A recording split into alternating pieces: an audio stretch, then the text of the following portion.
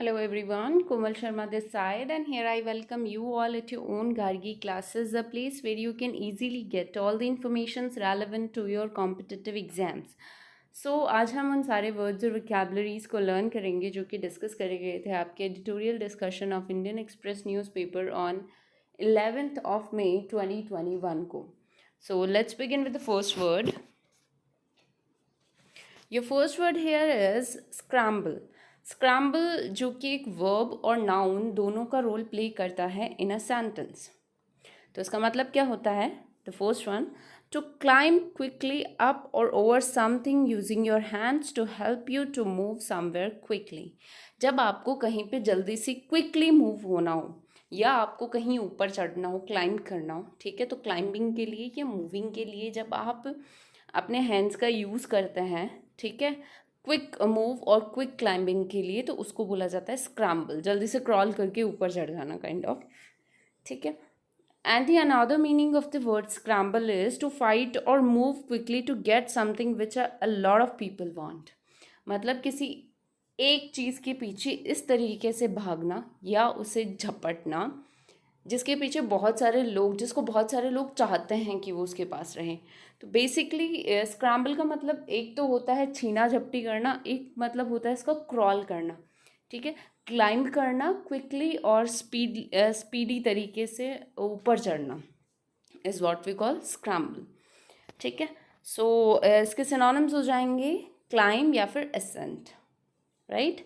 And the antonyms are unscramble या फिर order. जब कोई चीज़ ऑर्डर होती है तो डेफिनेटली हम उसमें छीना झपटी नहीं कर सकते, वो प्रॉपर तरीके से एक ऑर्डर्ड और ऑर्गेनाइज वे में सब में इक्वल एंड डिवाइडेड होती है, ठीक है. So we scrambled over the damp of boulders. That we scrambled, we climbed over the damp of boulders. So this is the word scramble. Another word is compelling. Compelling जो कि एक adjective है. Compelling का मतलब क्या होता है? Evoking interest or attention in a powerfully irresistible manner. मतलब इंटरेस्ट या अटेंशन को इवॉक करना, अराइज करना, ठीक है, और उस इंटरेस्ट या फिर उस अटेंशन को कोई पर्सन रिसाइड ना कर पाए, ठीक है, उससे पीछे ना हट पाए, उसे डिनाई ना कर पाए. मतलब अट्रैक्ट करना किसी को, ठीक है, किसी के इंटरेस्ट या अटेंशन को अराइज करना इस तरीके से कि वो उस अटेंशन या फिर उस इंटरेस्ट को डिनाई ना कर पाए. So not able to refute, not able to refute कि आप किसी चीज़ को डिनाई ना कर पाओ, मना ना कर पाओ, ठीक है, आप मजबूर हो उस चीज़ को एक्सेप्ट करने में या उसकी तरफ अट्रैक्ट होने में. So this is the word compelling. हम बोल सकते हैं टेम्पटिंग जो भी चीज़ें होती हैं, ठीक है. सो सिनोनिम्स हो जाएंगे इसके कैप्टिवेटिंग या फिर एनग्रॉसिंग. कैप्टिव करना, एनग्रॉस करना.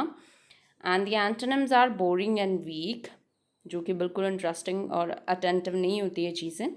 So his eyes were strangely compelling. उसकी जो आंखें थी वो स्ट्रेंजली कंपेलिंग, स्ट्रेंजली टेम्पटिंग थी, ठीक है, अट्रैक्टिव थी और ऐसी थी जिसने मेरा इंटरेस्ट अराइज किया काइंड ऑफ, ठीक है. स्ट्रेंज बहुत अजीब भी हो सकती है, ठीक है. So another word is heft. Heft is a kind of word which plays both the roles of a verb or a noun in a sentence. तो इसके मतलब क्या हो जाएगा? लिफ्ट और कैरी समवन और समथिंग. मतलब किसी इंसान को हैवी वेटेड इंसान को या किसी भी हैवी वेट चीज़ को लिफ्ट करना, उसे उठाना, उसे कैरी करना, उसी को हेफ्ट बोला जाता है. तो ये वर्ब और नाउन दोनों का रोल प्ले करता है. तो इसके सिनोनिम्स क्या हो जाएंगे? लिफ्ट, रेज या फिर कैरी. लिफ्ट करना, रेज करना, कैरी करना. And the antonyms are put down. Well, you are not carrying anything. So he lifted crats and hefted boxes. की उसने लिफ्ट किया हुआ है crats और बहुत ही heavy boxes को. Here we have the pair of words are faring on olive branch. Faring on olive branch. इसका मतलब क्या होता है? To do or say something in order to show that you want to end disagreement with someone.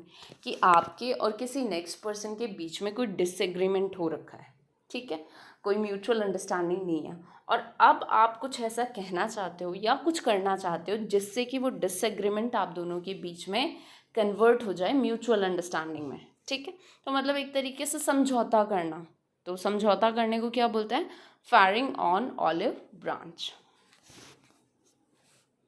Next word is vindicate. Vindicate जो कि एक verb है, vindicate का मतलब होता है शो और प्रूव टू बी राइट। जब आप अपने आप को शो करते हो या प्रूव करते हो कि मैं बिल्कुल सही हूँ या ये चीज़ बिल्कुल सही है या कोई और पर्सन बिल्कुल सही है। सो विंडिकेट का मतलब क्या होता है, प्रूव टू बी राइट और show to be right. So clear या प्रूव इसके सिनोनिम्स हो जाएंगे, एंड कन्विक्ट या फिर blame while you are not able to prove yourself to be right, तो वो जस्ट ऑपोजिट या एंटोनिम हो जाएगा of the word vindicate. So more sober views were vindicated by events. More sober views were vindicated by events. So this is the word. Another word is ostentatious. Ostentatious is an adjective. Adjective है ये.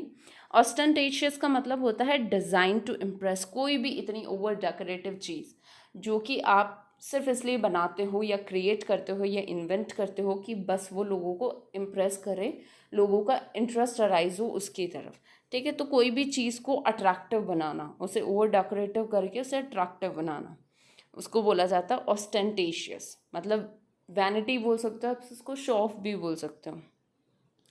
तो showy and gaudy are the synonyms and plain and modest are the antonyms. So a simple design that is without ostentatious, मतलब एक simple design हो जो कि बिना किसी ओवर डेकोरेशन के हो. ठीक है, so this is the word ostentatious, show off. Next word is assiduous. assiduous जो कि एक एडजेक्टिव है. assiduous का मतलब होता है शोइंग ग्रेट केयर. किसी भी चीज़ को आप केयरफुली करते हो, ध्यान से करते हो, अपना पूरा मन लगा के करते हो, तो उसको बोला जाता है assiduous. assiduous का सिनोनिम्स हो जाएंगे केयरफुल या फिर लेबोरियस. ठीक है, बहुत ही मेहनत करके आप कोई चीज़ करते हो. And the antonyms are while you are idle and careless. So she is pointing out every feature assiduously, कि वो हर एक पॉइंट को हर एक फीचर को पॉइंट आउट करती है बहुत ही केयरफुली, बहुत ही करेक्टली. ठीक है, so this is the word assiduous. Another pair of words is raison डेटार्ट. रेजन डेटार्ट का मतलब क्या होता है, a purely political reason for action on the part of ruler of or government, especially where a departure from openness, justice or honesty is involved. मतलब एक पूरा पॉलिटिकल रीज़न किसी भी एक्शन का, अगर कोई रूलर या कोई भी गवर्नमेंट कोई भी एक्शन लेती है और उसकी वजह सिर्फ पॉलिटिकल रीजंस होते हैं, तो उसको बोला जाता है रीजन डेटार्ट.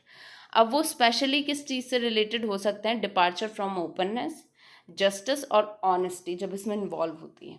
ठीक है, तब वहाँ पे हम यूज़ करते हैं रीजन डेटार्ट. ठीक है, प्योर पॉलिटिकल रीज़न, किसी भी गवर्नमेंट या रूलर का कोई भी एक्शन होता है उसके पीछे सिर्फ और सिर्फ पॉलिटिकल रीज़न होता है, तब हम रीजन डेटार्ट वर्ड्स का यूज़ करते हैं. Another pair of words are inter alia. Inter alia is among other things. जब बहुत सारी चीज़ों के बीच एक चीज़ होती है अमंग अदर थिंग्स, तो उसको बोला जाता है inter Alia. So these are the words for today. Thank you so much for attending lecture at Gargi classes.